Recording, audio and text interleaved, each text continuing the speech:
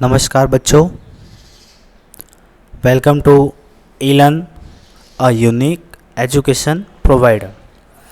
आज हम पढ़ते हैं कक्षा 4 विषय हिंदी, पाठ संख्या 3 वन है तो हम हैं, इसके प्रश्न उत्तर। किताब का नाम है नवीन सुबोध पार्थिव। तो आइए स्टार्ट करते हैं। वन है तो हम हैं। पहला प्रश्न, हमारे पूर्वज जंगलों के बारे में क्या जानते थे? जो हमारे पूर्वज थे, पिताजी, दादाजी, उनके दादाजी, तो वो जंगलों के बारे में क्या जानते थे? तो इसका उत्तर है हमारे पूर्वज जंगलों के महत्व और उनकी उपयोगिता के बारे में जानते थे। यानी हमारे पूर्वज जो थे वो जंगलों का क्या महत्व है और उनकी क्या ज़रूरत है उसके बारे में वो जानते थे। दूसरा प्रश्न, हम भी तरोताज़ा होने के लिए प्रकृति की गोद में क्यों जाते हैं? हम भी अगर अगर हमें फील करना है तो हम लोग प्रकृति की गोद में यानी जंगलों में क्यों जाते हैं? तो इसका उत्तर है प्रवास पर्यटन के लिए हम प्रकृति की गोद में जाते हैं और फिर तरोताज़ा होते हैं। हम लोग प्रवास यानी घूमने के लिए वहाँ पे प्रकृति की गोद में जंगलों में हम लोग घूमने के लिए जाते हैं और फिर वहाँ से ताज़े होकर के आ जाते हैं, यानी तरोताज़ा यानी फ्रेशनेस फील करते हैं हम लोग जंगलों में जा कर के। तीसरा प्रश्न है, वनों की रक्षा करने से क्या होगा? यानी जब हम लोग वन की रक्षा करेंगे तो क्या, नहीं वनों की रक्षा करेंगे तो क्या होगा? तो इसका जो उत्तर है वो आपको खुद करना है। आपने इस पाठ में क्या समझा उसके अनुरूप ही आपको ये करना है कि वन की रक्षा करेंगे तो हमें क्या क्या लाभ होगा या वन की रक्षा करने पर हमें क्या मिलेगा। तो बड़े प्रश्न है कि वनों में प्रकृति का कौन सा रूप देखने को मिलता है? यानी वन है उसमें जो नेचर है, प्रकृति है, उसका कैसा रूप देखने को मिलता है, कौन सा रूप देखने को मिलता है? तो इसका उत्तर ये है कि वनों में प्रकृति का सच्चा रूप यानी सही मायने में प्रकृति क्या है इसका रूप अगर आपको देखना है तो आपको वनों में ही मिलेगा, यहाँ पे मैदानी भागों में नहीं मिलने वाला है। इसी तरह से प्रश्न दूसरा है, हमें क्या क्या मिलता है? एक पंक्ति में लिखिए, यानी हमें नीचे दिए होंगे शब्द, वो उससे हमें क्या क्या मिलता है आपको बताना है। तो जैसे सागौन और शीशम, ये दो पेड़ हैं, उससे हमें क्या मिलता है? तो उससे हमें मकान बनाने के लिए लकड़ियाँ मिलती हैं। सागौन और शीशम से मकान बनाने के लिए हमें लकड़ियाँ मिलती हैं। इसी तरह से खैर के पेड़ से पान लगाकर खाने वाला कत्था मिलता है, यानी पान पे जो कत्था लगाया जाता है वो कत्था हमें खैर के पेड़ से मिलता है। इसी प्रकार बांस के पेड़ से तो बहुत सारी चीज़ें बनती है, जैसे टोकरियाँ, चटाइयाँ, चारपाइयाँ, कागज़, ये आदि सब किससे बनाए जाते हैं? बांस के पेड़ से। आइए तीसरा प्रश्न पढ़ते हैं, पेड़ों से हमें और क्या क्या मिलता है? अब पेड़ों से हमें इन सब के अलावा क्या क्या मिलता है? तो इसका उत्तर ये है, पेड़ों से हमें अखबार बनाने के लिए कागज़, दवाई बनाने के लिए उपयोगी सामग्री मिलती है। एक तो अखबार बनाने के लिए हमें कागज़ भी मिलता है और दवाई बनाने के लिए बहुत सारी चीज़ें हमें पेड़ों से ही मिलती हैं। अब वन महोत्सव का क्या अर्थ है? वन महोत्सव किसे कहते हैं? तो इसका उत्तर ये है, वन महोत्सव से अभिप्राय यानी मतलब ये है, उस समारोह से है, उस फंक्शन से है जिसमें हर जगह पर छोटे छोटे पौधे रोपे जाते हैं, यानी जिसमें हर जगह पर छोटे छोटे पौधे लगाए जाते हैं, उसको बोलते हैं वन महोत्सव। पांचवा प्रश्न है, यदि आपको वन विभाग का अधिकारी बनाया जाए तो आप क्या क्या करेंगे? अगर आपको वन विभाग का अधिकारी बनाने यानी जंगल में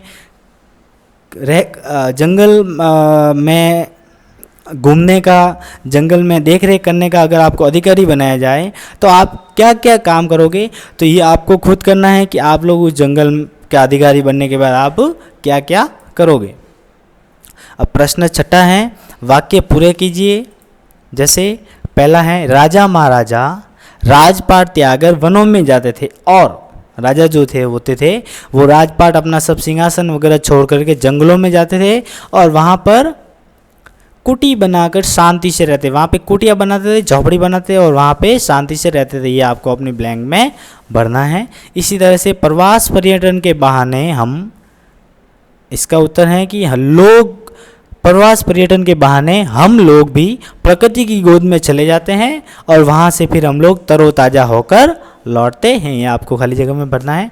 इसी तरह से जंगलों के नष्ट हो जाने से, अब जंगल के नष्ट होने से एक तो वर्षा की कमी हो जाएगी, और वर्षा की कमी से खेती और पशु भी सारे नष्ट हो जाएंगे। बारिश ही नहीं होगी तो खाने के लिए उनके कुछ नहीं होगा, तो वो नष्ट हो जाएंगे। इसी तरह से बिना विचारे जंगल पर चलाई गई कुल्हाड़ियाँ, अब बिना सोच समझ के अगर जंगल काटने लगेंगे तो न केवल जंगल को बल्कि जो शेष तीनों को भी हानि होगी, यानी खेती, पशु और जंगल और मानव, इन सब को भी जंगल अगर नष्ट हो जाएंगे तो हानि होगी, क्योंकि जंगल नहीं होगी तो बारिश नहीं होगी, बारिश नहीं होगी तो अनाज वगैरह नहीं उगेगा, तो इससे मानव भी खत्म हो जाएंगे।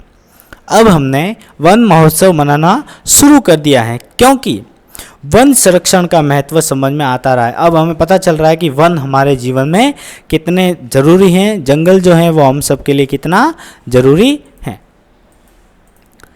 अब हम पढ़ते हैं भाषा की बात। तो पहला है बहुवचन बनाइए। जैसे नदी, तो नदियाँ ये स्त्रीलिंग है, इसमें बड़ी ई की मात्रा है, और जब हम इसके बहुवचन बनाएंगे तो द के ऊपर जो बड़ी ई की मात्रा है वो छोटी ई की मात्रा हो जाएगी, और पीछे या लगेगा और चंद्र भी जो आ जाएगा। इससे हमें पता चलेगा कि ये स्त्रीलिंग है। इसी तरह से दिया सलाई, तो दिया सलाइया, इसमें भी आ की मात्रा है, ये भी स्त्रीलिंग है। कुटी, तो बड़ी ई की मात्रा को छोटी ई में हो गई और पीछे या आ गया। चटाई, चटाइया, इसी तरह से ये भी स्त्रीलिंग है। खेती, बड़ी की मात्रा को छोटी की मात्रा में हो गई, या आ गया पीछे खेतिया। टोकरी, तो टोकरिया। लकड़ी, तो लकड़िया। कुल्हाड़ी, कुल्हाड़िया। तीली, तीलिया। चारपाई, चारपाइया। ये सारे स्त्रीलिंग हैं जिसका बहुवचन हमने बनाया है। अब दूसरा प्रश्न है पढ़ना है और समझना है। तो वर्ण विचित करना यानी शब्दों को अलग अलग करके लिखना है। जैसे कृषि है तो क प्लस री प्लस श प्लस ई, ये नाम बना कृषि। इसी तरह से वृक्ष, तो व प्लस री प्लस क प्लस श प्लस अ, कृषि। तीसरा प्रश्न है उचित स्थान पर मात्रा लगाकर अर्थ पूरे करना है। अब अर्थ पूरे करके शब्द बनानी, जैसे सही जगह पर मात्रा लगानी है।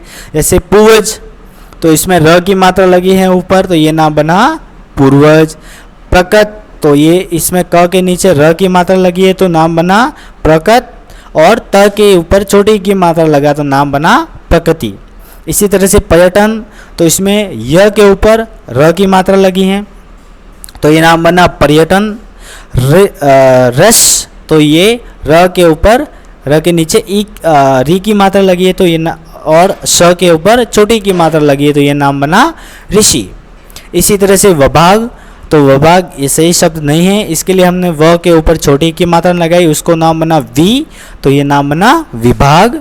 इसी तरह से बहुमूल्य, तो इसमें ह के ऊपर बड़े ऊ की मात्रा लगाई और म के ऊपर छोटे ऊ की मात्रा लगाई तो ये नाम बना बहुमूल्य। इसी तरह से दिए सलाई, तो य के पास में हमने आ की मात्रा लगाई और ई छोटी ई को बदल करके बड़ी ई कर दिया तो ये नाम बना दिया सलाई।